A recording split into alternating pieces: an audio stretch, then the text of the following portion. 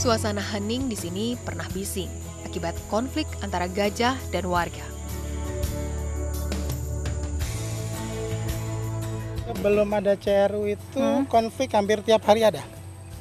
Oke. Selama mungkin 3-5 tahun terakhir itu konflik ada terus.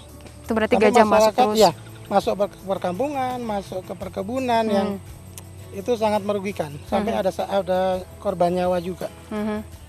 Hampir 3 tahun berjalan, konflik itu menurun. Ada masa-masa yang kita lihat tidak ada lagi informasi atau laporan dari masyarakat bahwa gajah masuk. Itu kita agak senang juga, artinya di kawasan koridor kita juga dulu gajah sering melintas. Tapi dengan adanya CRU, hampir ya selama kita ada nggak ada lagi gajah lewat gitu.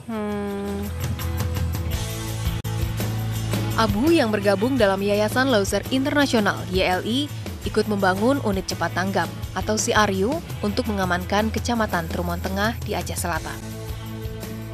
Kan awalnya fokusnya untuk konflik, tapi ketika misalnya jumlah konflik sudah menurun, apa kemudian next-nya gitu kan? Harus, karena kan tidak lagi menjadi fokus kan berarti, atau itu masih akan terus menjadi Kalau fokus? bicara konflik satwa itu kita tidak bisa bilang ini berhenti atau tidak ada lagi konflik.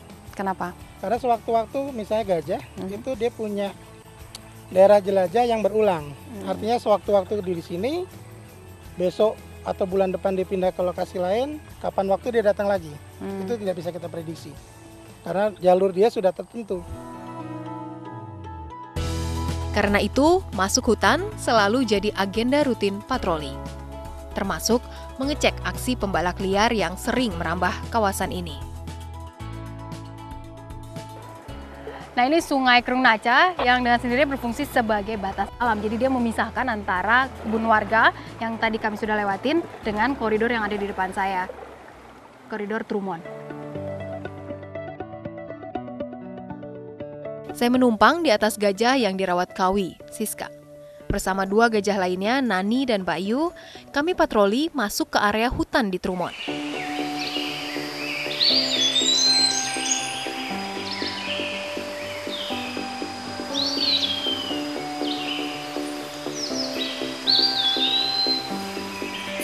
Saya cukup terkesan dengan kerapatan tanaman di area ini.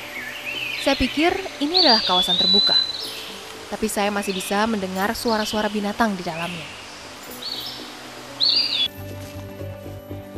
Saat patroli, Mahut Gajah mengecek apakah ada gajah liar yang melintas di kawasan ini. Mereka dapat mengenali jejak gajah liar dari jejak kaki dan pepohonan yang tumbang.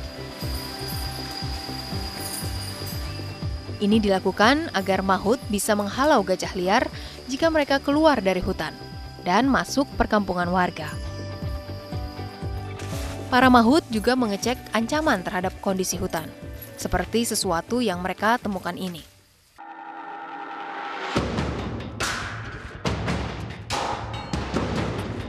Di area ini kondisinya mulai berbeda dengan di dalam hutan. Banyak halangan bagi gajah untuk melangkah, karena area ini sudah terbuka. Itu indah sekali, bukit yang di sana masih lebat dan saya yakin satwa liar di sana juga banyak banget. Tapi sayangnya area yang lagi di depan saya ini sudah termasuk area yang dirambah, jadi ada bekas-bekas kayu dipotong dan ini teman-teman menemukan ini baru tahun lalu saja. Pohon-pohonnya ditebang, tapi anehnya ditinggalkan begitu saja, tak diangkut oleh perambah. Tak jauh dari sini, saya juga melihat pengrusakan hutan Sumatera yang semakin menjadi. Lagi-lagi terjadi di kawasan yang statusnya dilindungi, Rawa Singkil. Di sepanjang Sungai Soraya ini saya bisa melihat dengan jelas area yang harusnya masuk kawasan Suaka Marga Satwa, sekarang di depan-depan sini pinggirannya sudah berubah fungsi. Jadi kebun warga, kemudian pohonnya ditebang dan masih banyak lagi yang mengincar area ini untuk mengambil hasil alamnya. Tapi di sisi lain saya juga melihat orang-orang yang bekerja sedemikian rupa untuk menyelamatkan area Rawa Singkil ini.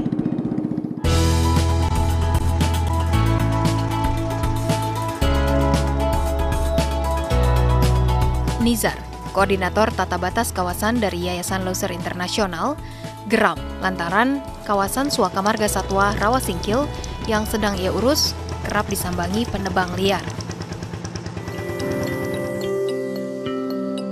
Ini adalah pondokan mereka yang merambah hutan secara ilegal.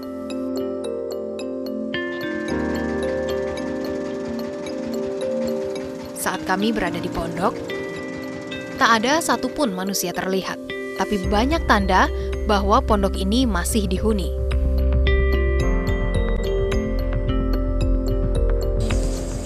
Ini pondok loger ya? Ya, ini adalah pondok loger di dalam kawasan Suaka Marga Satwa Rawasingkil. Kayaknya ini memang masih baru, kira-kira masih ada 1 bulan lalu. Sebulan. Dengan kalau kita lihat jumlah pondok ini, ada kira-kira 3 grup. Dalam 3 grup itu mungkin Sinso yang ada di dalam itu ada 6 unit. Berarti perharinya ada sekitar 6-9 ton kayu yang bisa keluar dari sini. Lewat jalur titian kayu inilah, kayu-kayu diangkut keluar dari Rawasingkil. Semua pemain kayu ini tahu kawasan. Oke, Ini berarti adalah mereka, faktor tahu kesengajaan dan faktor bisnis sebenarnya. Kawasan ini kaya akan beragam jenis kayu, di antaranya kayu rengas, yang populer sebagai bahan bangunan. Masalahnya, kawasan seluas hampir 100.000 hektar ini tak punya batas pelindung. Akibatnya, Rawasingkil mudah disusupi penebang liar.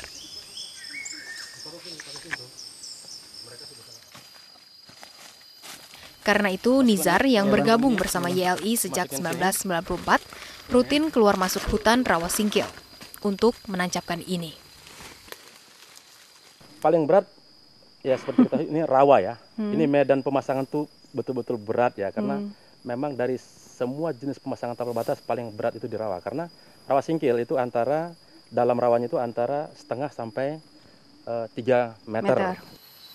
Ini adalah pembatas hutan yang ke-120 yang tertancap di Rawasingkil. Total secara keseluruhan proyek tapal batas ini sampai ke Tembugelang nanti ada sepanjang 233 km. Artinya akan ada terpasang sebanyak 2.330 pal batas akan terpasang sepanjang trek batas luar kawasan. Jadi saya pikir kalau sudah terpasang 2.330 bisa dikatakan tidak akan ada lagi masyarakat menyatakan kami tidak tahu batas di mana. Karena memang setiap panjang 100 meter ada pal batas, ada pal batas, ada pal batas, dan ada papan peringatan, dan ada papan sosialisasi.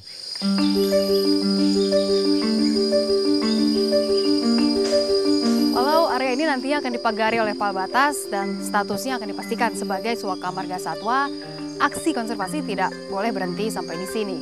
Karena langkah penting selanjutnya adalah mengolah potensi yang ada di kawasan ini menjadi lebih berguna bagi alam dan manusia, terutama bagi mereka yang menggantungkan hidupnya pada hutan Rawasingkil.